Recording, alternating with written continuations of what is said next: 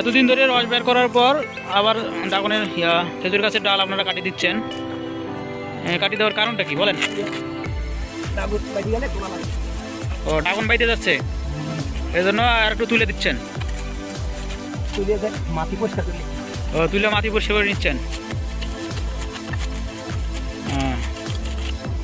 এখানে তো এই গাছটা থেকে কয় মাস যাবত রস সংগ্রহ করছেন? 2 মাস আগে। এই গাছে 2 মাস রস সংগ্রহ করার পর ড্রাগনে না কাটিলে আর রস সংগ্রহ করা যাচ্ছে না, সেই কারণে ড্রাগনের কাটিয়ে দিচ্ছেন না?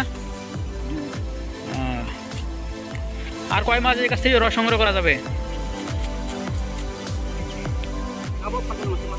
মাঘ মাস পুরোটাই খাবেন, ফাল্গুন মাসে শেষের দিকে বাদ দেবেন। আচ্ছা, তো এটা ছোটো গাছ, তো এটা তো আর বেশি দিন রস খাওয়া যাবে না।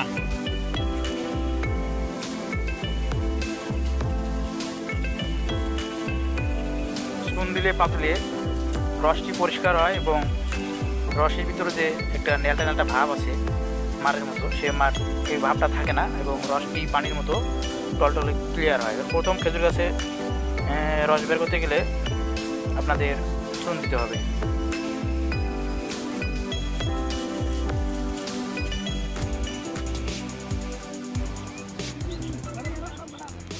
আমরা মৌমাছিগুলো বের করতে ভালো করে, আমরা মৌমাছিগুলো বের করে দিয়ে আমরা ভালো করে মুসুরি টাঙিয়ে দিচ্ছি বা নেট দিচ্ছি, কারণ এই মৌমাছি হাড়িতে যেন মৌমাছি মরে না থাকে।